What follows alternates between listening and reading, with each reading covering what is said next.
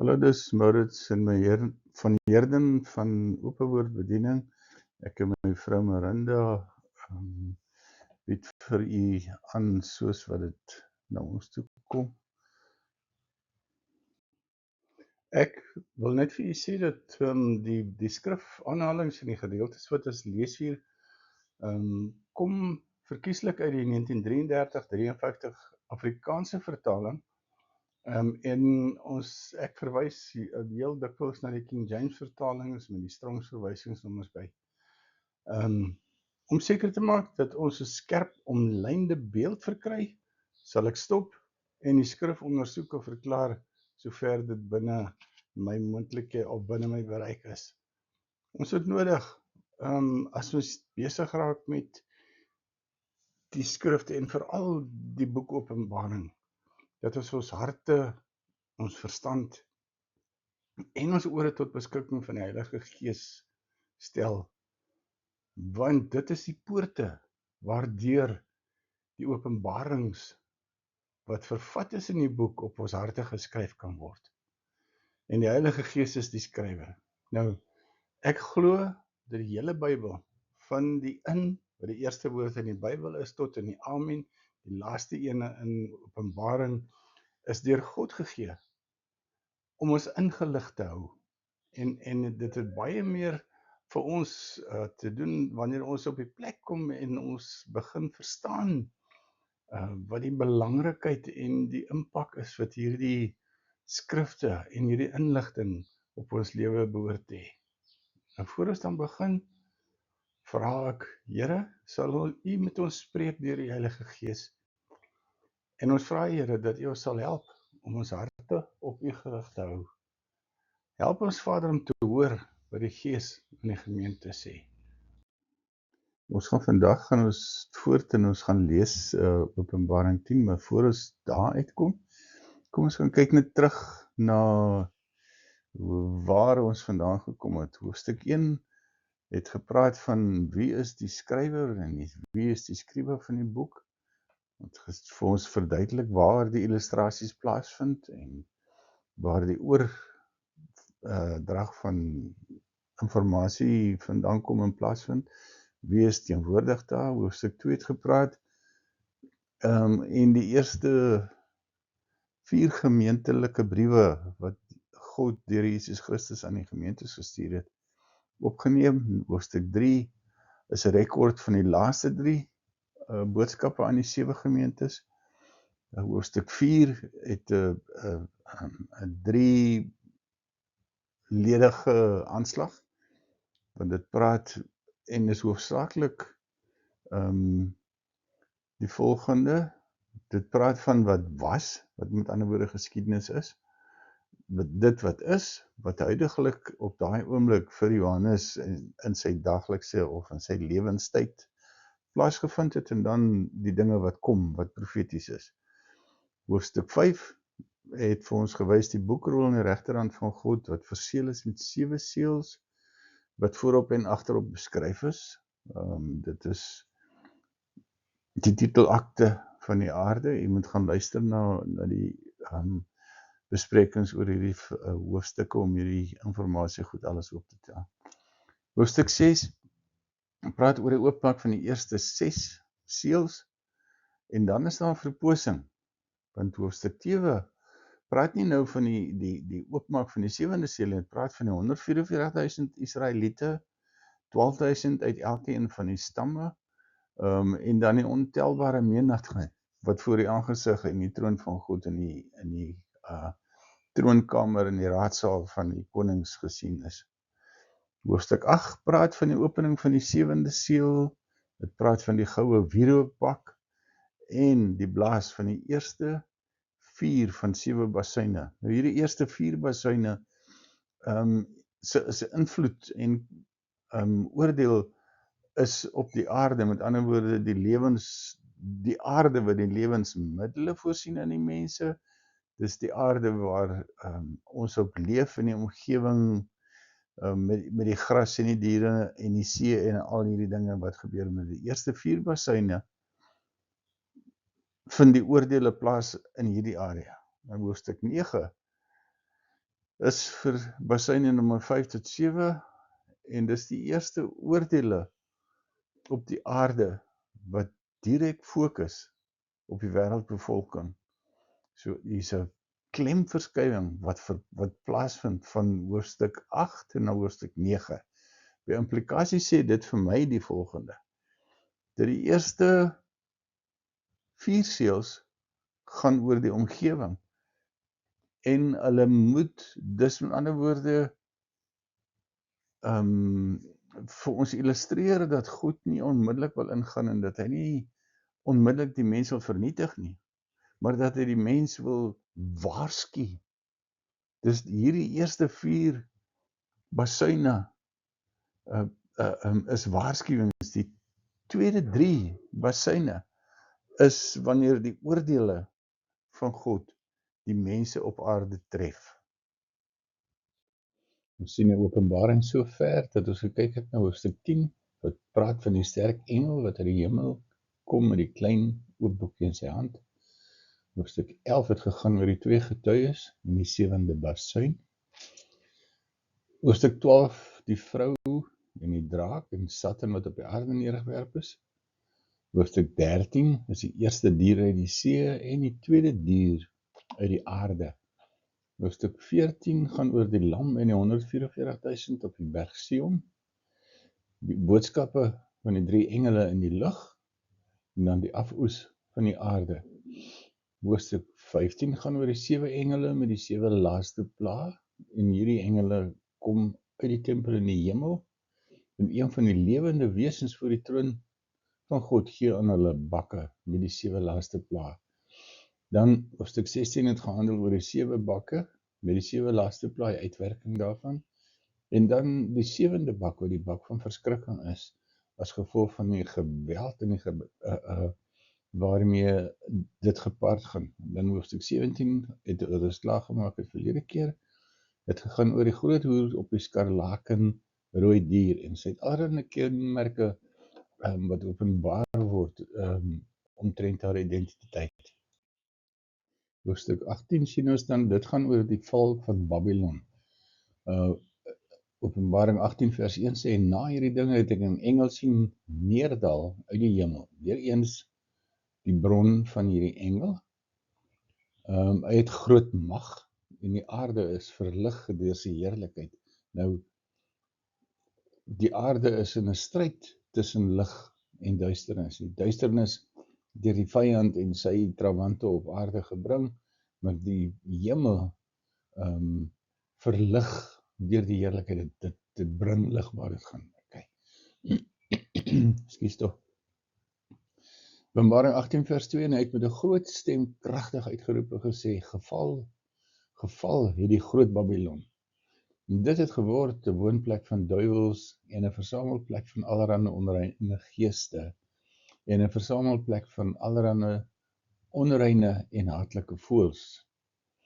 Ons kyk net weer, geval het die groot Babylon en die karakter en die eienskappe van hierdie Babylon verander nou na 'n plek wat word 'n plek van afskie. Vers 3 sê, omdat al die nasies gedrink het van die wyn van die grimmigheid van haar hoerery en die konings van die aarde met haar gehoereer het en die handelaars van die aarde ryk geword het deur die mag van haar weelderigheid. Kom stop net hier gou. As jy mens kyk hier nou dan dan sien ons die uitwerking met hierdie stad Babylon. En as dit sê die stad die groot Babylon, sê nie die stad Babylon meer as die groot Babylon. Wat beteken dat ons kyk nie hierso na 'n fisiese stad, glo ek nie. Die waarskynlikheid is dat ons meer kyk en sien dat hier 'n stelsel is. Nou wat is die kenmerke van hierdie stelsel? Die eerste ene is dat dit onrein is, om een of ander goddelike rede. Die tweede ding, as jy kyk in vers 13, die eerste gedeelte sê, al die nasies het gedrink van die wyn van hierdie Babylon. En wat was die invloed van hierdie Babylon dan nou op die nasies? die konings van die aarde. Daar's mense wat nou skielik word hulle die konings van die aarde, die leiers van die aarde, die presidente en die ministers en wie ook al. Sê van die aarde het met haar gehoreer. Wat beteken dat hulle hierdie Babylon misbruik het vir hulle eie gewin. So dit probeer vir my sê dat dit kan, die Babylon kan verteenwoordigend wees van nie net 'n afvalligheid onder die nasies nie, maar dat dit ook 'n teken kan wees van mense wat hierdie Babylon gebruik om aan hulself te verryk en hulself te verhef. OK. En dan sê die tweede gedeelte van vers 3 sê die handelaars van die aarde het ryk geword deur die mag van haar weelderigheid. Miskien jy sien hier drie groepe. Dis al die nasies. Dis met ander woorde die hele wêreld. Het deel gehad aan hierdie Babylonse uitwerking. Die konings van die aarde, die ouens wat verhef is tot leierskap, hulle het hulle besoedel met hierdie Babylon.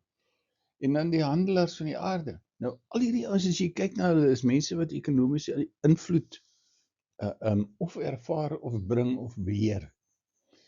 So die waarskynlikheid is baie groot dat hierdie groot Babylon waarvan hier gepraat word, spesifiek verwys na 'n ekonomiese stelsel of 'n regeringsstelsel. En dan Openbaring 18 vers 4, want dit praat hier so van die aarde het ryk geword. Jy word nie ryk as jy nie handel dryf nie. OK? En jy kan nie handel dryf met iemand wat nie mag het om vir jou jou handels produkte aan te koop nie. OK? Right. Dan vers 4 sê, en ek het 'n ander stem uit die hemel gehoor of hoor sê, gaan uit haar uit. Praat dit nie van die nasie, my volk, sodat julle nie gemeenskap met haar sondes mag hê en van haar pla ontvang nie. Ekskuus tog. En van haar nie gemeenskap met haar sondes mag hê nie. So as 'n mens hierdie skrifgie of hierdie skrifgedeeltjie lees, dan staan daar baie duidelik, weer eens is dit 'n stem die van die aarde afkom, het kom uit die hemel uit en dit sê, mense, hierdie stelsel kom uit 'n duister plek uit. Dit gaan daaroor dat daar sekere mense wat hulle self verhef tot leierskap. Ekskuus tog. Verhef het en dat hulle hier handelaars is wat ryk word deur die mag van die weelderigheid. En dan hierdie waarskuwing is baie kragtig want dit sê gaan uit my volk sodat julle nie gemeenskap met haar sondes mag hê nie. So hier word geweldig baie sondes gepleeg dan in hierdie stelsel, in hierdie Babylon stelsel. En dan sê dit, as jy gemeenskap met die sondes het, gaan jy van die pla ontvang wat op Babylon gaan afkom. In 18 vers 4. Vers 5 sê, want haar sondes reik tot aan die hemel en God het haar ongeregtighede onthou. Ek nou heeltyd hoor mense hierdie storie, dis 'n sondige stelsel, dis 'n ongeregtige stelsel, en dan vers 6 sê, vergeld haar soos sy julle vergeld het.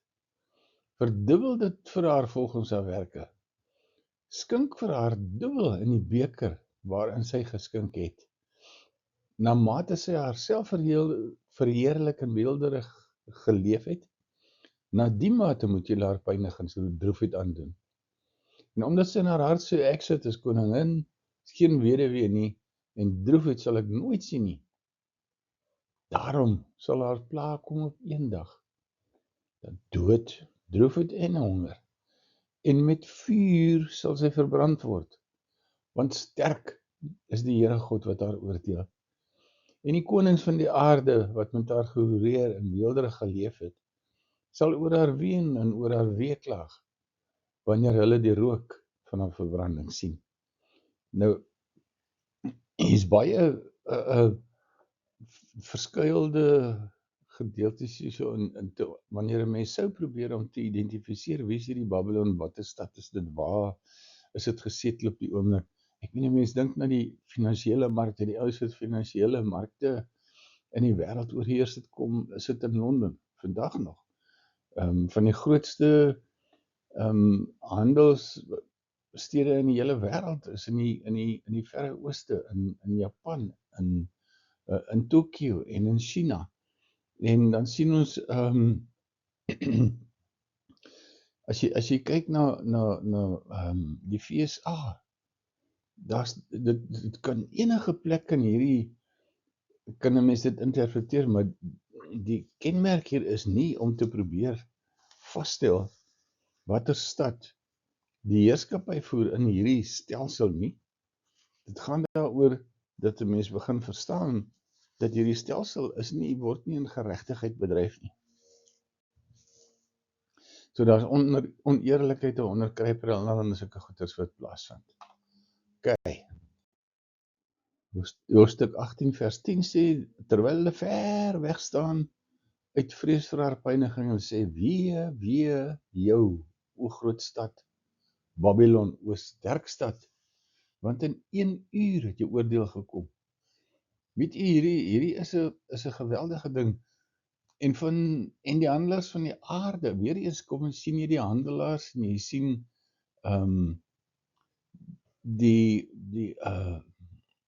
dat dit 'n handelsstad moet wees ergens in die wêreld, sal ween en rou bedrywe oor haar, omdat niemand hulle koopware mee koop nie.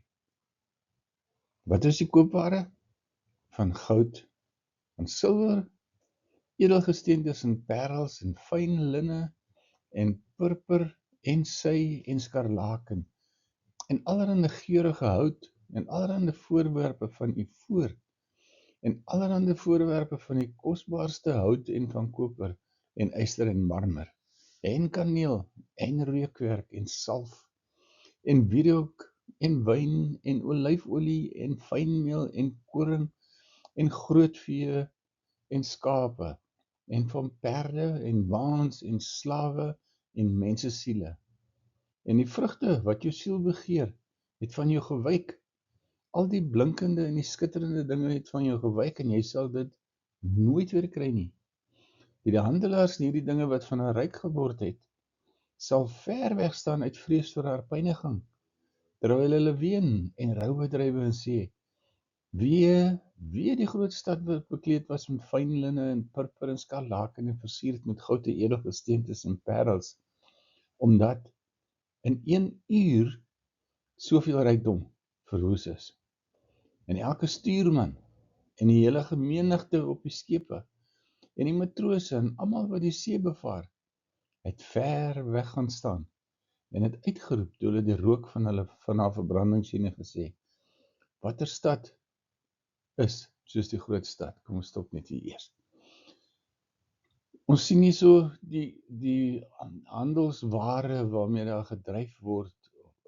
handel gedryf word in hierdie Babylon stelsel en van vers 11 af praat dit van die koopware. Vers 12 spesifiseer dan goud en silwer. Dit is alles van die beste en kosbaarste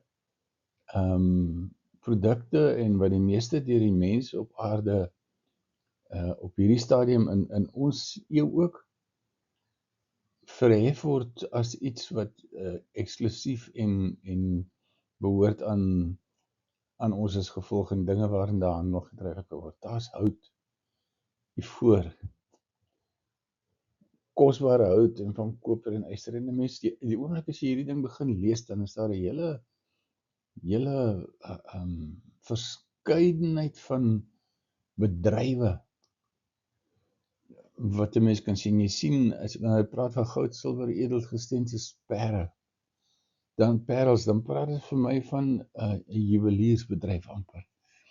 En dan die fyn linne en purper, sy en skarlaak, en dis wewery en klere verkoop ensovoorts.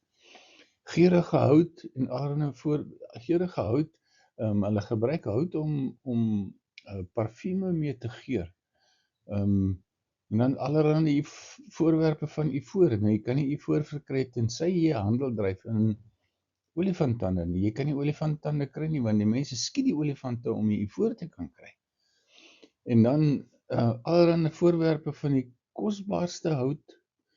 Nou, wanneer jy kyk dat dan sien ek bosbou en ek sien ontbossing van die wêreld se woude.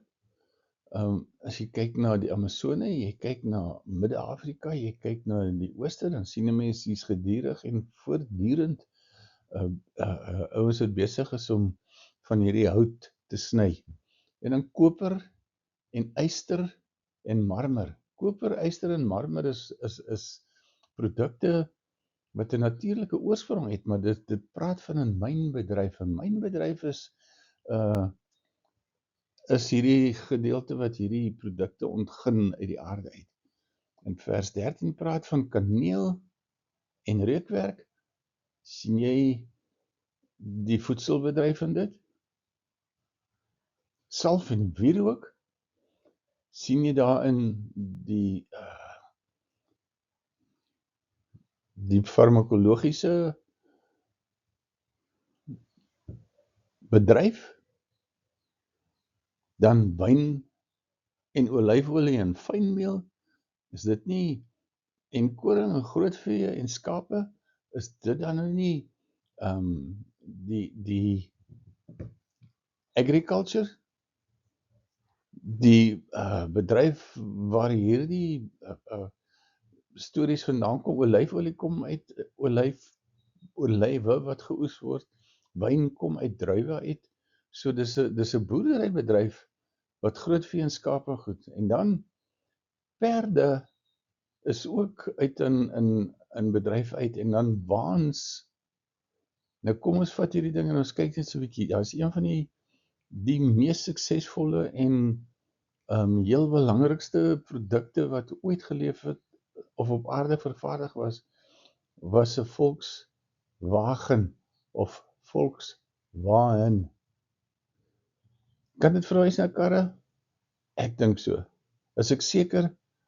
Nie heeltemal nie, maar ek glo so. En nou slawe en mense siele. Wie slawe? Mense wat teen hulle sin of mislei word of gelok word met valse beloftes, en dan wat nou nie ooreengekom word, en dan kom beland hulle self in plekke waar hulle eintlik slawe word om ander mense se begeertes so goed uit te voer. En mense siele, sien jy in dit raak dat daar 'n moontlikheid is dat dit die onwettige mense bedryf is waar mense en kinders en vroue gevange geneem word en dan omskep word in iemand wat van iemand anders te moet vreugde of vrug en vir hulle 'n lekkerte in die aarde moet bewerk. En die vrugte wat jou siel begeer het van jou gewyk. Vrugte weer eens hierdie landboubedryf, of kom uit die landboubedryf uit. Die blinkende skitterende dinge wat het van jou gewyk. Dit is die mynboubedryf of die ouens wat vanuit die mynbou uit. So, maar ons kyk hier so in vers 15 sê die handelaars in hierdie dinge het ryk geword uit hulle staan ver weg uit vrees vir pyniging. Terwyl hulle ween en rou bedryf en sê, wee die groot stad wat bekleed was met fyn en purper en skarlaken, versierd met goud, edelgesteente en perls, omdat in 1 uur soveel rykdom verwoes is. Daar's een stad op hierdie stadium in ons huidige bestel wat vir my vreeslik baie lyk na of wat hierdie stad kan wees, 'n plek waar al hierdie fyn linne en purper en skarlaken praat van hierdie super duur tawerts en al die tipe dinge, die beste goudprodukte En dan parels, en elke stuurman, vers 17 sê, elke stuurman en die hele menigte op die skepe, en die matrose en almal wat die see bevaar het ver weg gaan staan. Nou, ek het gehoor in 'n kommentaar dat een van hierdie ontleeders van die skrifte en goeders op die grond van hierdie ding sê, daar is net een plek, of een rede waarom 'n mens ver staan en wegbly van 'n plek af. En ek wil herinner daaraan dat toe daai ongeluk gekom het in Chernobyl in Rusland, daai stad is vandag nog onbewoon en daar's niemand wat daar naby kom nie. Want almal is bang vir die bestraling wat 'n onsigbare teenwoordigheid is wat verskriklik skade aanbring daar wat dit is. Nou as hierdie skrifgie hierso vers 18 sê die stuurman is die ou wat op 'n boot ry. Die hele menigte, al die mense op die skepe. So dis nie net die skepe wat die produkte vervoer, dis ook die skepe wat die mense vervoer. En die matrose en almal wat die see bevaar, gaan staan ver weg van die stad. Met ander woorde, daar is 'n baie kragtige moontlikheid dat hierdie stad verwoes gaan word, opgeblaas gaan word, ten gronde gerig word. In 1 uur beteken ook, dit moet 'n verskriklike, dis 'n baie kragtige moontlikheid, dat dit 'n mensgemaakte bom is, soos 'n atoombom of 'n neutronbom, wat hierdie hele omgewing verwoes en platvee. Nou, die ouens sien hier, nou dit is die rede dan, hoekom mense sal wegstaan, want bestraling duur, ek dink tot 300 of 400 jaar later is nog steeds kragtige teenwoordigheid van bestraling, atoombestraling ensovoorts. Ons lees verder in hoofstuk 18, vers 19 sê, hierdie ouens het stof op hulle hoofde gegooi, en onder geween en weeklaag uitgeroep en gesê, wee die groot stad, waarin almal wat skepe op die see deur haar kostelike skatte ryk geword het, want dit is in 1 uur verwoes. Verbly jou, o hemel, en heilige apostels en profete, omdat God julle oordeel aan haar voltrek het. Nou sien jy baie duidelik hier, dis nie 'n mens, die instrument is miskien nie dit wat die Here bepaal het nie, maar dit kan 'n instrument wees wat tussen of vanuit die mense uit afkomstig is, maar die oordeel, die aktivering van dit, kom van God in die hemel uit. Hoekom? Maar die mense, die apostels en die profete vermoor en vervolg en verslaan en in die tronke gegooi het, terwyl hulle weelderig gelewe het en nooit wil luister na wanneer God met hulle praat nie. Nou, hierdie hele gesindheid is vandag nog steeds op aarde kragtig aan die werk. Mense hoor elke dag van God, hulle sien die werke van God om hulle. Jy sien die skepingswerk van die Here, jy sien al hierdie dinge selfs wat hier in Openbaring gepraat word van. Ekskuus tog. Mens sien dit met jou oë, jy beleef dit. Jy weet wat God gaan doen aan dit, maar wraggies, steeds gee ons nie aandag nie. Steeds draai ons na die God toe wat hierdie mag en gesag het om hierdie dinge te volbring en om te sê, Vader, vergewe ons, want ons het nodig om deur U gered te word, vanuit hierdie stelsel uit wat so verskrikking is, en sulke selfverheffende dinge in dit het en daar vashou, sodat die hele wêreld en al wat 'n nasie is, deur dit geaffekteer word. En een sterk engel het 'n klip opgetel soos 'n groot meulsteen, en dit in die see gegooi en gesê, so, met 'n vaart sal Babylon, die groot stad, neergewerp word en nooit meer gevind word nie. En die stem van siterspelers, sangers en fluitspelers en basynblasers sal nooit meer in jou gehoor word nie. Hoor jy hierdie stad? Hoor hom, luister na die musiek, luister na die sang, luister na die fluitspelers, basynblasers, na die orkeste wat daar optree, die musiek wat gemaak word. Geen kunstenaar van enige kuns sal ooit weer in jou gevind word nie. En die geluid van die meul sal nooit meer jou gehoor word nie. Joh, dis 'n geweldige ding. En dan vers 23 sê, en die lig van 'n lamp sal nooit meer in jou skyn nie, beteken daar gaan nooit weer iemand daar bly wat die lamp moet aansteek om lig te bring nie. Die stem van die bruidegom en die bruid sal nooit weer in jou gehoor word nie. Want jou handelaars was die grootes van die aarde. Want deur jou towery is al die nasies verlei. Aan die ander woorde, jy Babylon en Babylon stelsel het veroorsaak dat die mense soos Van Wyk Lou gesê het, dink ek, jy raak gemesmerised deur hierdie dinge, en hierdie dis towery wat jou verlei. Vers 24 sê, en die bloed van profete en heiliges is in haar gevind, en van almal wat op die aarde gedood is. Geliefdes, hierdie is geweldige tye wat ons nodig het om kennis van te neem en om die God van die aarde, die hemel en die ewigheid, die skepper van alles, eer te gee en lof te bring vir sy grootheid en goedertierenheid. En bitter belangrik om jouself te versoen met hom en nog belangriker dat jou skuilplek by hom sal wees vir ewig en altyd. Amen.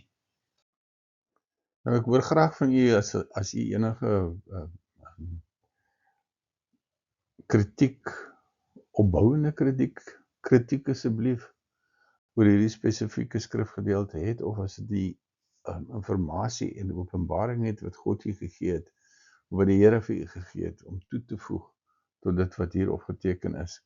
As jy so iets het, skryf aan my by openmywoord@gmail.com, openmywoord@gmail.com. Kyk aan die onderkant van hierdie skyfie is daar die adres. Stuur dit soontoe, ek hoor graag van u, lees graag u openbaring, sodat ek ook 'n groter insig kan verkry. Seën van die Here op u. Dankie Vader, dat ons hierdie geleentheid gehad het om hierdie boodskap of hierdie hoofstuk ook te kon lees, en alhoewel daar baie dinge is wat ons nie sien en verstaan nog nie, Here, bid ek dat u deur u Gees op ons harte en ons gemoed en ons menswees sal broei, en ons sal openbaar die dinge wat noodsaaklik is om weg te neem met dit. Ek bid dit in die naam van die Koning van die Konings, Jesus Christus, ons Here. Amen.